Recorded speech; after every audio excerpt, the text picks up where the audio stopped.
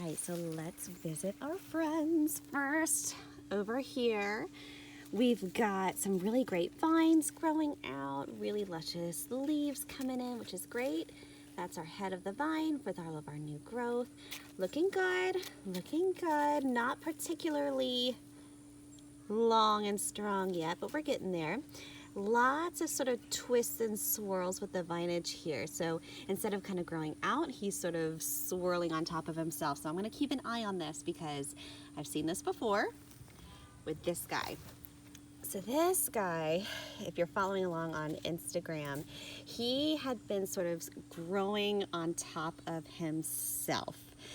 Which was presenting a problem because he was trying to get some secondary rooting growing in there. He wasn't really able to spread out. And as a result, we're going to see lots of yellowing leaves, kind of competing for sunlight, competing for nutrients.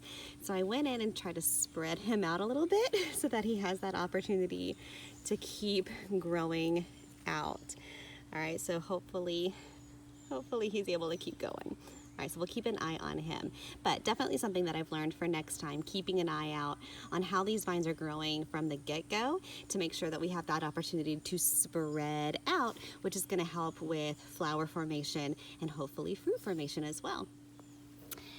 This guy over here, definitely our longest and strongest. We actually had to remove some of our protective fencing to give him room to grow, which is great. We definitely want him to spread those wings, right? So really, really great leaves, really, really great vines. And if you look down here at the head again, lots of awesome new growth. So we're just gonna let this guy go. Not a lot of flower formation yet. Okay, so we've got a lot of good vines, a lot of good leaves, but no flowers yet. So that's kind of interesting, especially considering what we've got going on over here. So over here, we've got, I mean, look at the size of that leaf, right? Like, that's my hand. Ah, it's so cool. So over here, kind of a similar situation, lots of beautiful new growth. We're going this way. Lots of very strong vinage in here, which is great. Beautiful, beautiful big leaves, which is wonderful. That's going to be taking in a lot of energy from the sun to promote that growth. So nice big leaves will give this plant a lot of energy to blossom, which is wonderful. But not a lot of flowers over here. But then you look at this guy. Big, beautiful leaves as well. Check it out. Woo! So these are male flowers coming in. And we've got a ton over here. Look, all throughout there, those little buds. All right, so for right now, they're nice and green. They're kind of tightly wound up, but pretty soon they're gonna get even bigger. Oh, hello. They're gonna get even bigger and they're gonna blossom into this bright orange, beautiful, beautiful flower. So these are our males, which is totally normal for them to come in first, okay? So they're gonna be here as soon as they start blossoming. We're gonna give it another, I don't know, 10 to 14 days, 10 days to 2 weeks.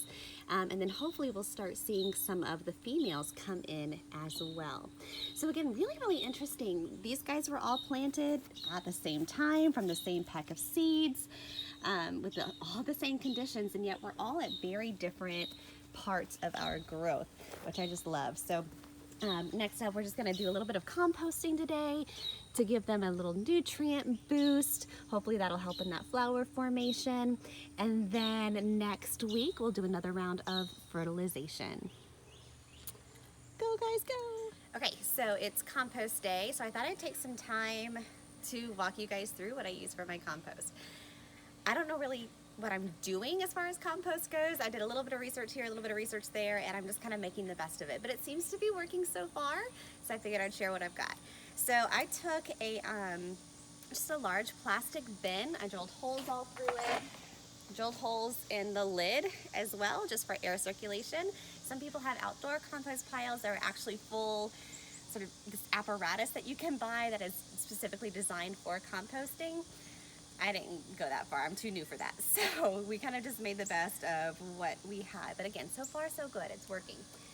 For compost to be effective, you have to have equal amounts of what they call green content and brown content. Green, anything that you would find growing outside. So, you know, old leaves and branches and sticks, things like that. extra cuttings and scraps from the kitchen, so eggshells, peels, the skin of fruits and vegetables, things like that that you would normally toss, you can save for composting purposes.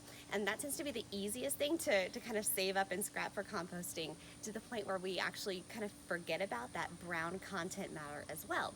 Brown content matter are things like paper bags, newspapers. I use ash from my fireplace as well, and that's going to kind of even out the chemistry, right, the pH balance of the compost, and it's also going to help provide even more opportunity for air circulation. So come on in here and let me show you what I did. I used my backyard soil as a base, threw in some things like Miracle-Gro, you know, it's a little bit of a amended soil that I got from our local nursery to kind of help with making that primo soil condition. And then I threw in those things like the kitchen scraps. So down in here you can see eggshells, okay, coffee grounds as well I threw in there, and then ripping up things like paper bags. Again, these nice big chunks, one that's also going to help with that pH balance that we talked about, but it's also going to allow for airflow. Airflow is really, really important for compost. Otherwise, you're just going to get a bunch of sludge and it's kind of gross. Anytime I find an earthworm, throw those guys in here as well, right? Because they help churn it out, things like that. So it's great. So whenever I'm ready to compost either a patch or somewhere in my garden, I always go in like this, kind of toss it around just a little bit, mix it up, see how we're doing.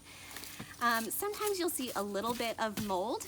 That's okay. That's a good thing, right? That means things are breaking down the way that they're supposed to. If you're finding a lot of mold, there's too much water content, and chances are that means there's too much of that green content that we talked about.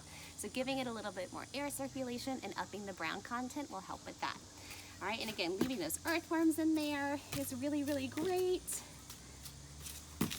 Oh yes, it's looking good. Okay, so this is just kind of what I do to get it ready.